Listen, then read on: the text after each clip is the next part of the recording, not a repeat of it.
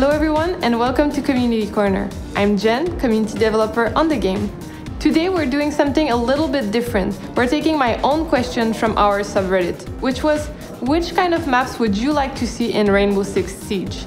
We got a lot of replies from you, and today we're inviting one of our level designers to discuss the process of making a map and also discuss some of the suggestions you made.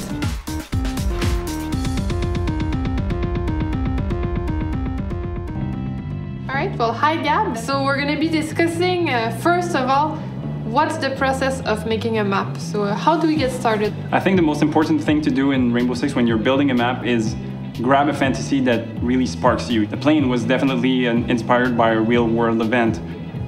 So I think that's really like something we need to nail from the beginning. Once we have the fantasy, what's next? Grid block. So we go through that phase where we're just building up this shell and like rooms inside and the corridors. So we try to really nail navigation at first through that gray block phase. Then we need to think about what the gameplay is going to be, where the choke points are going to be, where like the objectives are going to be. And then we start playing also with destruction, but like very lightly, I would say. So what's the most challenging part of creating maps for Rainbow Six Siege?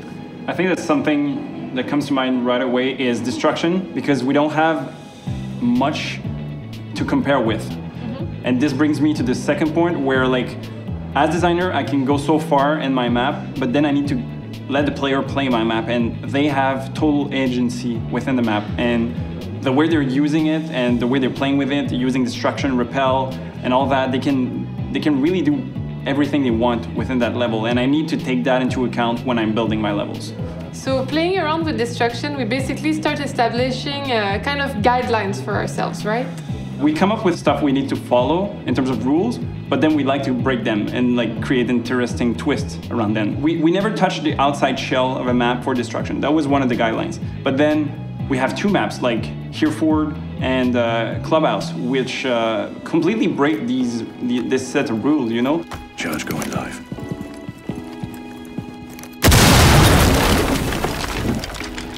That's really interesting because we're challenging our ideas to try to push some maps to be different and bring something new to the table at the same time. And I remember you telling me also about how sometimes you would put no destruction in a map. Even though we have that technology, you would think we'd want to put it in, but sometimes maybe it's fun not to. Yeah, in Bank, the interesting part with Bank was that there's an objective where you have absolutely no destruction within this room, but destruction happens all around it. And so Defender can either like turtle this room very strongly with 5 players inside, but then you're vulnerable to like grenades attack and stuff like that. So I think that breaking these rules sometimes brings something very interesting to the table. And sometimes we try to push the boundaries and you tell me sometimes it just doesn't work out. Like you tried the rappel all the way through a building. Yeah, we toyed around with the idea of a skyscraper, which is a very interesting idea, and a lot of designers really tried to think this through.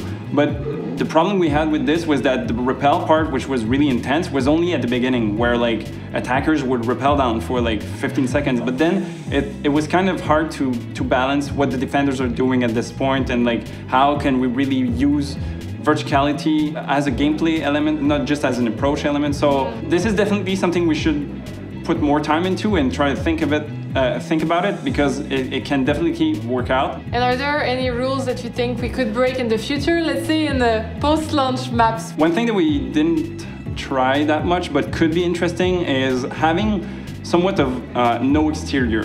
Because every map we have right now, we're spawning outside, approaching the building, but like what if you're spawning on the building itself or within the building itself, and there's not much exterior going on? I think that could be something interesting, and then we could take the ideas from concerts, for instance, and add rappel from within the building.